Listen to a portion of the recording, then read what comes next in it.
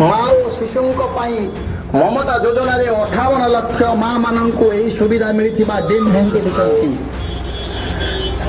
ए बाबद 2820 कोटी टंका राज्य कोषरु खर्च करा जायछि।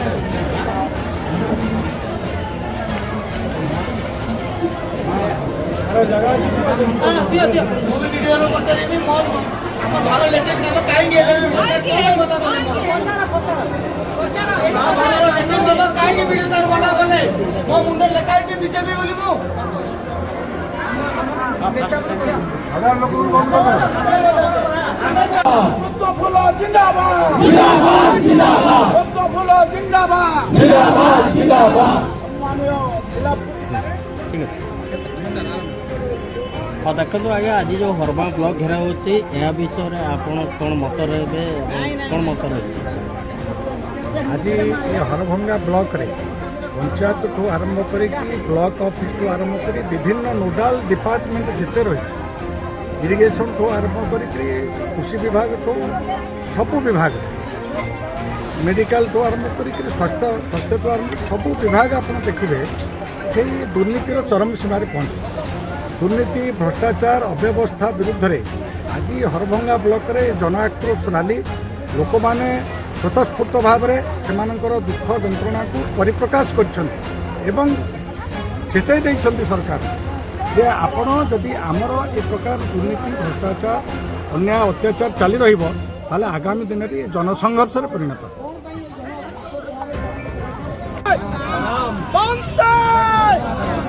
जिला बीजेपी जिंदाबाद जिला बीजेपी जिंदाबाद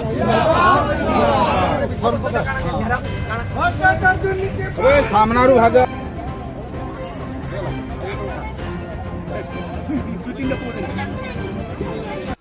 पिया पानी अभाव पाई जलसेचन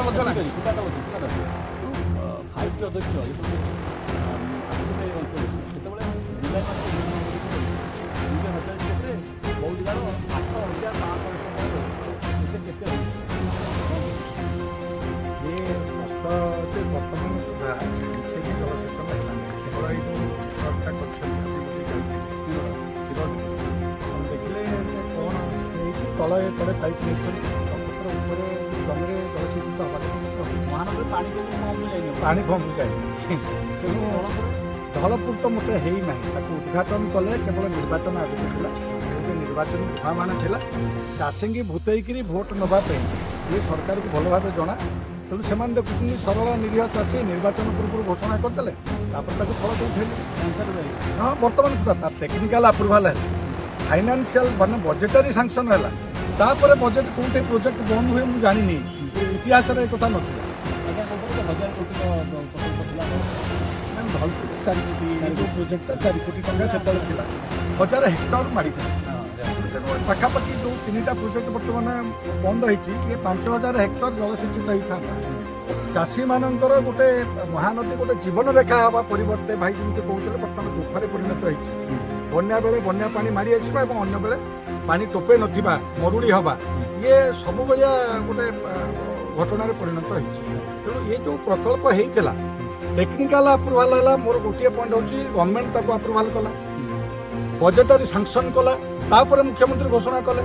तापर प्रोजेक्ट कौटे बंद हुए केमिति बंद हुए कौन पे बंद हुए এটা জানি হো নাই তার মানে এটা কমপ্লিটলি 19 সমস্যাকে আখ্যা করে রখি নির্বাচন पे से ধোয়া মানা আজি পর্যন্ত পুনি আবশ্যক পড়লে 24 পূর্বରୁ ବି କରିପାରନ୍ତି ରାମଗଡ଼ ସାମ୍ପ ତିନିଟା ସବୁ ବନ୍ଦ କୋଉଠି ହେଇନି ବର୍ତ୍ତମାନ ହଁ ତିରୋଡ଼ଟା କେବଳ ହେଇଛି এই ব্লকরে চারটা তিରୋଡ଼ା ଆଉ ଏଇ ତିନିଟା ଗୋଟିଏ ଗୋଟିଏ କାର୍ଯ୍ୟକାରୀ ହେଇଛି ଆଉ ତିନୋଟି ବନ୍ଦ ଅଛି ବାକି ସେମାନେ ବାତିଲ ଅଲରେଡି ସେମାନେ କହୁଛନ୍ତି ଯେ ଭାଇବୁଲ ନୁହେଁ ଫିଜିବୁଲ ନୁହେଁ ବର୍ତ୍ତମାନ ସେ କହୁଛନ୍ତି ଫିଜିବୁଲ କିନ୍ତୁ ସ୍ଥାନୀୟ ନେତା କହୁଛନ୍ତି ମୁଁ ଚେଷ୍ଟା କରିବି ଆଉ ଥରେ ନିର୍ବାଚନ ପୂର୍ବରୁ ବି ମାସେ ଦୁଇ ମାସ ଥିବ ନ କହିବେ କିଛି ମାନେ ନାହିଁ।